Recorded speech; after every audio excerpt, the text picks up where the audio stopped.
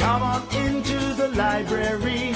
It's a place where I love to be. Look in a book, here's a story for you. Who makes stories when the day is through? Who makes stories when the day is through? Story makers, working through the night till the rising sun. Story makers, stories are fabulous, stories are fun. Milton Wordsworth, Shelley and Jackson, working through the night till the rising sun. Story makers, stories are fabulous, stories are fun. Come and be a story maker. Story makers.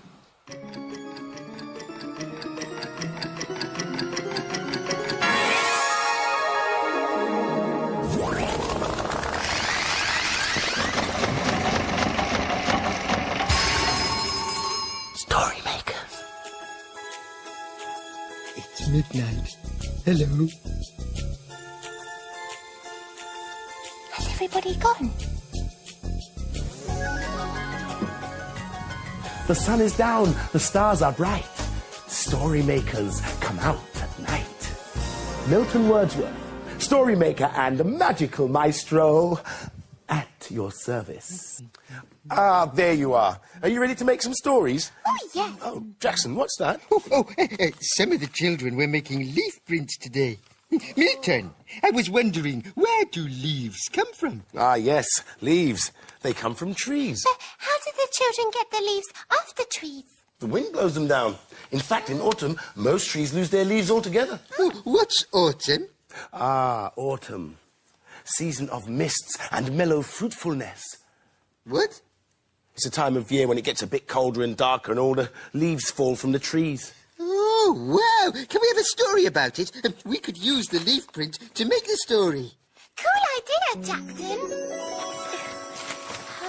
Wow, have a look at these. They're brilliant. Can we put this print in the machine to make a story? Yes, can we? Very well.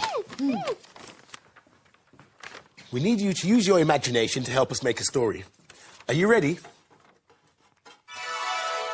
Here we go. Imagine a story.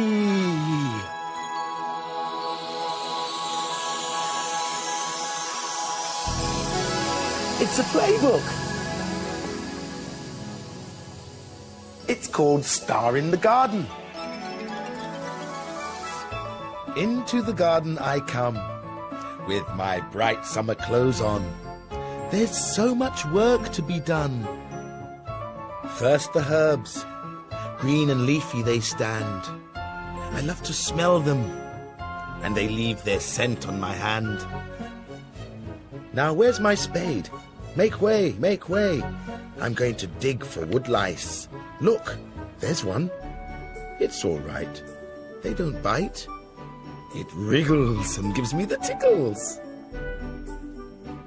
The snails leave silvery trails.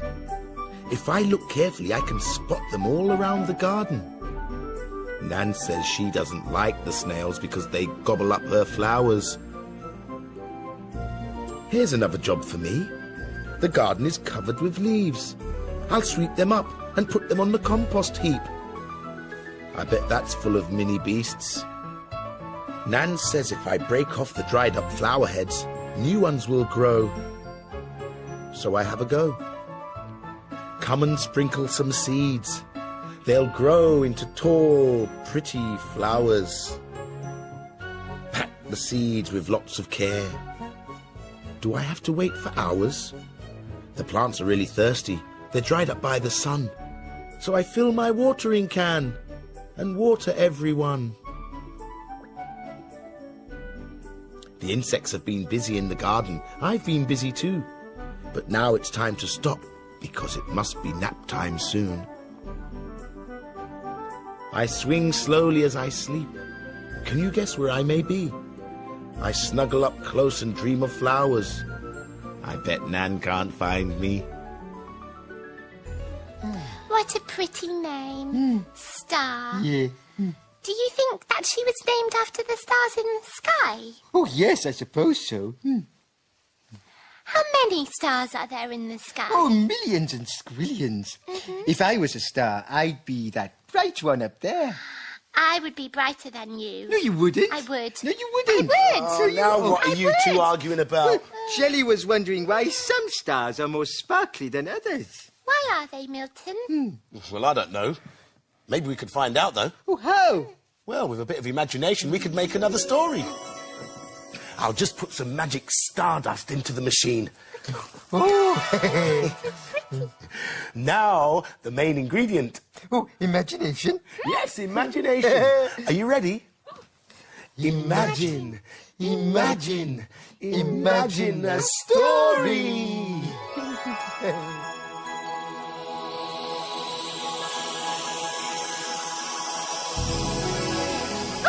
It worked. It's a Sniff and Wag story. Wow. Ah, it's called moon kites. Sniff and Wag are friends. When the day ends and the sky grows dark, they sneak into the park through a hole in the fence. Tonight it's windy, a perfect night for Sniff and Wag to fly their moon kites. They race to a hilly place in the park, two dogs with their moon kites beneath the stars. Oh, moon kites are magical. They glow in the dark. I can't wait to start. Wag barks. Sniff says, when a strong wind blows, just watch the kites go.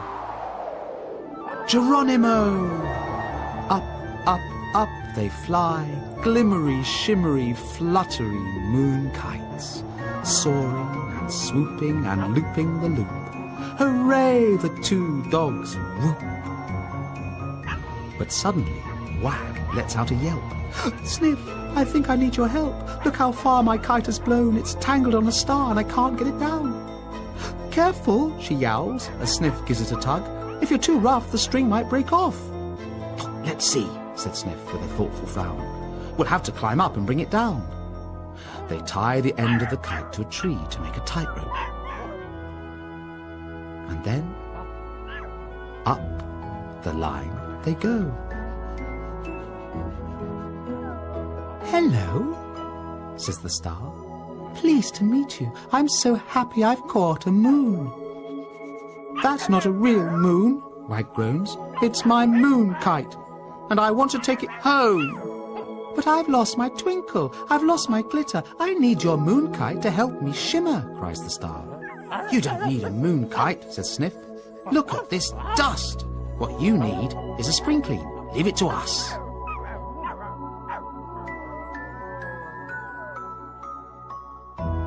They bring two dusters and polish and clean the star until it glistens and glows. Oh, I'm spotless and glistening, said the star. Thank you so. Now slide down the rope and I'll let your kite go.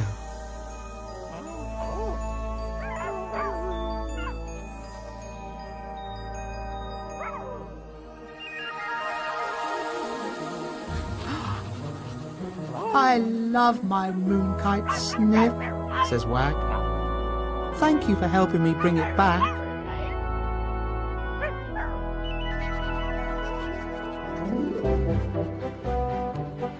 Good night. Sleep tight, my little friends. Tomorrow we will play again.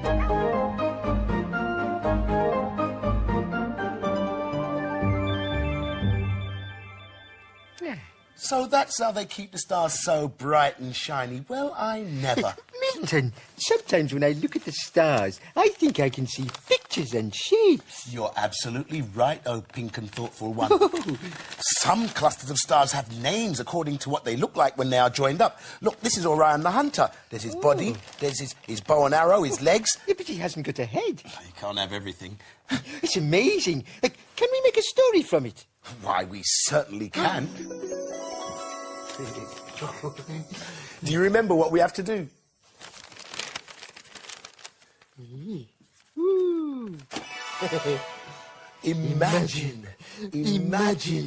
Imagine a story.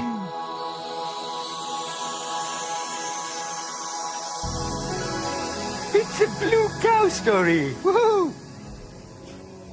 It's called Blue Cow and the Milky Way. In a field not far away is a herd of cows grazing quietly. One of the cows is most unusual. Blue Cow wonders about the big world beyond her field. One day, Blue Cow was dreaming about the stars that come out at night. I wonder what it's like up there among the stars. She's off again, said the other cows. So Blue Cow caught the bus that stops beside her field. I'd like a return ticket to the stars, please. There you go, madam. Hold very tight. And they set off for the Milky Way.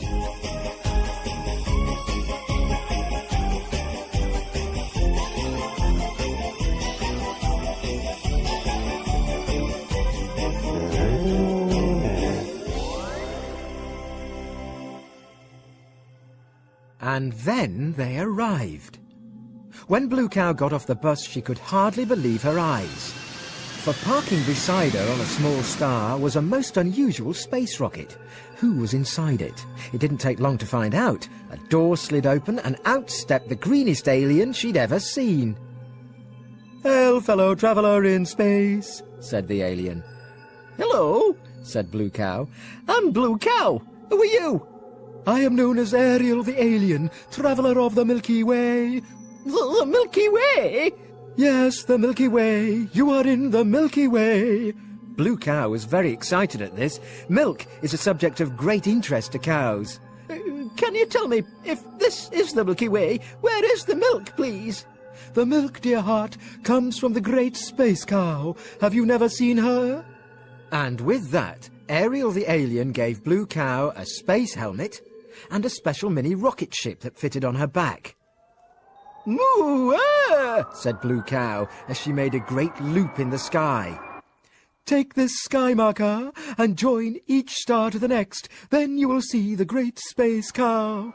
"Thanks, Ariel," said Blue Cow, speeding off into space with the space marker leaving a golden trail of light behind her.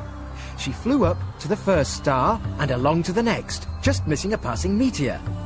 Then over to a few stars that were close together, all the time leaving her golden trail of light. "I still can't see any cows," she thought. Ariel's rocket came zooming past. "Don't forget those stars down there, or you'll never see the great space cow."